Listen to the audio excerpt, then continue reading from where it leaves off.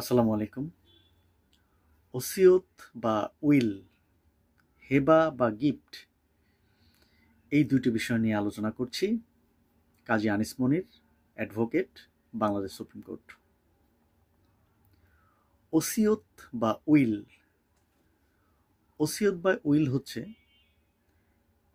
এই আপনার যত সম্পত্তি আছে এই সম্পত্তির 1/3 আপনি যে কাউকে আপনি উইল বা ওসিয়ত করতে পারেন।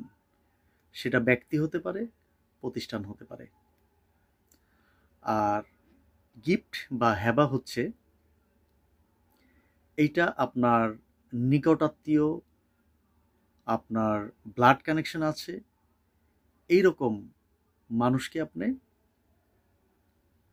হেবা বা গিফট করতে পারেন। ওসিয়তটা হচ্ছে বা উইল হচ্ছে এইটা কার্যকর হয় মৃত্যুর পরে। সম্পত্তির যিনি মালিক তার মৃত্যুর পরে এই ওসিয়তটা কার্যকর হয়।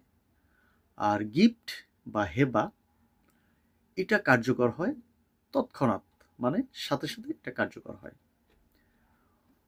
ওসিয়তনামা এটা আপনি রেজিস্ট্রেশন করতে পারেন, রেজিস্ট্রেশন করলে ভালো হয়, তাহলে পরবর্তীতে আর এটা নিয়ে কোনো বিতর্ক থাকে না। আর হেবা, হেবা যেটা সেটা আপনার রেজিস্ট্রেশন করা বাধ্যতামূলক।